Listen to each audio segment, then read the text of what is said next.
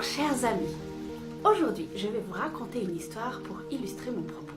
Il était une fois un roi qui avait un fidèle serviteur et ce serviteur n'arrêtait pas de lui dire au roi « Dieu est bon et il ne fait pas d'erreur ». Le roi, il écoutait ça que d'une oreille.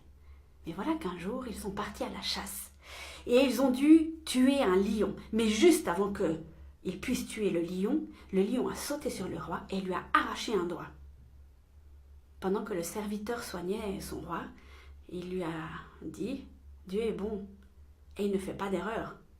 Le roi s'est mis dans une colère mais internationale parce qu'il s'est dit « Dis donc, t'es qui toi? Regarde, il me manque un doigt. Tu crois quand même pas que je vais dire que Dieu est bon et qu'il ne fait pas d'erreur ?» Et aussitôt, il a mis son serviteur en prison. Mais dans sa prison, le serviteur continuait à dire « Dieu est bon et il ne fait pas d'erreur ». Un jour, le roi est reparti à la chasse. Mais ce jour-là, il n'est pas tombé sur un lion. Il est tombé sur une tribu qu'il a capturée. Et dans cette tribu, ils avaient une particularité, ils faisaient des sacrifices humains.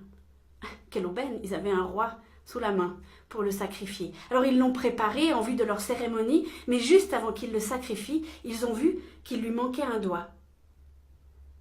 Mais ils n'ont pas pu le sacrifier, parce que dans cette tribu, on ne faisait pas des sacrifices incomplets. Et ils ont relâché le roi. « Dieu est bon et il ne fait pas d'erreur !» s'est dit le roi. Et évidemment. Donc il a couru jusqu'à la prison, il a délivré son serviteur et puis il lui a dit « J'ai bien compris la leçon, Dieu est bon, il ne fait pas d'erreur. Mais toi, t'as pas arrêté de dire ça en prison. Comment tu peux dire que Dieu est bon et il ne fait pas d'erreur ?» Le serviteur a souri, il a regardé son roi et il a dit « Si j'avais pas été en prison, c'est avec toi que je serais allé, et c'est moi qu'ils auraient sacrifié. » Cher ami, je te l'accorde, c'est assez facile de dire que Dieu est beau quand tout va bien. Souvent quand ça commence à aller de travers, il y a une pensée qui s'installe en nous très rapidement. Si Dieu était bon, pourquoi est-ce qu'il me fait passer par là? La petite histoire que je vous ai racontée au début, elle prête assez à sourire. Puis quand on a toute l'histoire, on se dit « Ah ben évidemment, heureusement qu'on lui a arraché un doigt, heureusement qu'il a mis le serviteur en prison. » Et on avait toute l'histoire.